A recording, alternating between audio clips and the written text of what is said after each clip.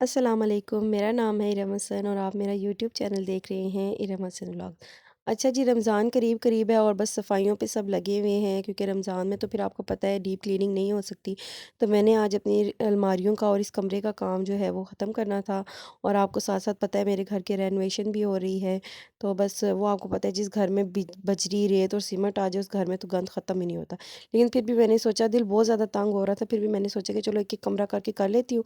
फिर जब बाहर हॉल जो है वो सेटल हो जाएगा, तैयार हो जाएगा, तो फिर एंड में बस एक हॉल ही होगा जिसको सफाई वगैरह करनी होगी। तो इस वजह से मैंने फिर पहले अपना कमरा सारा कंप्लीट क्लीन किया। मैंने बाहर से सारा हॉल की चीज़ें उठा के कमरे में रखी क्योंकि हॉल में रेनोवेशन स्टार्ट हो चुकी है। उसके बाद मैं किचन में आ गई और फिर आपको पता है कि रमज़ान की ग्रॉसरी आ गई है आज हमारी, तो मैंने उनको सँभालना था। ये छोटे-छोटे जितने भी आपको जार नज़र आ रहे हैं, ये सारे मुहब के जैम के जार मैंने सँभाल के रखे थे और फिर मैंने उनको धो के उनके ऊपर से रैपर उतारा, गर्म पानी में उनको डाल के और फिर मैंने उनको सुखा लिया था। फिर मैंने यहाँ पे उनमें सारे मसाले जो हैं फ़िल कर दिए थे, क्योंकि ये मैंने इसलिए ऐसा किया क्योंकि ये जो है ना ये जार, एक तो ये शीशे के जार होते हैं और दूसरी ये बात है कि जब अगर चलो प्लास्टिक के भी हों तो ये हर जगह पे ना छोटे होते हैं और पतले, मतलब इस तरह से पतले भी होते हैं, तो ये है कि ये हर जगह पे मैनेज हो जाते हैं, रखे जाते हैं और फिर आपकी हैंडी जो चीज़ हो आपके हाथ के करीब हो तो आपको इतनी कोई आसानी होती है किचन में, इतनी कोई आसानी होती है काम करने में कि हर चीज़ आपके करीब होती है। फिर उसके बाद मैंने क्या किया कि चावल, चीनी और जो बेसन है उनको बड़े जार्स में फ़िल किया।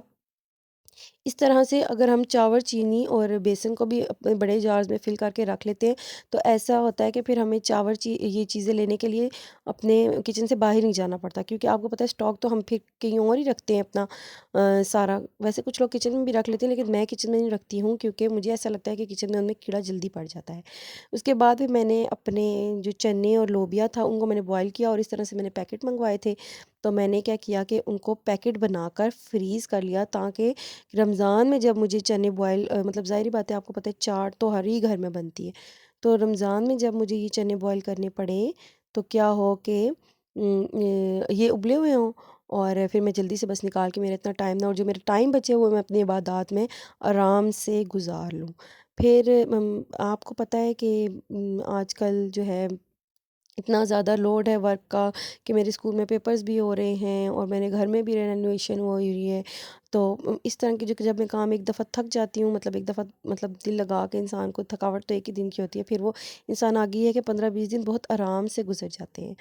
अच्छा जी, तो आज मैं आपके साथ जो एक चीज़ शेयर न्यू करने वाली हूँ वो है एक वज़ीफ़ा, जो कि मैंने इन दिनों में मैंने वो वज़ीफ़ा किया और अल्हम्दुलिल्लाह मेरे ऊपर इतनी बड़ी मुसीबत आई हुई थी और वो इतनी आसानी से चली गई, एक रात में चली गई कि मुझे पता भी नहीं लगा। मैं बहुत ज़्यादा परेशान थी, तो मैंने अपनी फ्रेंड से डिस्कस किया, उसने मुझे कहा कि तुम ये वज़ीफ़ा शुरू कर लो। मैंने ये वज़ीफ़ा शुरू किया और वो वज़ीफ़ा है कि आपने 11,000 दफ़ा आपने 11,000 दफ़ा आपने पढ़ना है, या हसीबो या मुक़द्दिमो।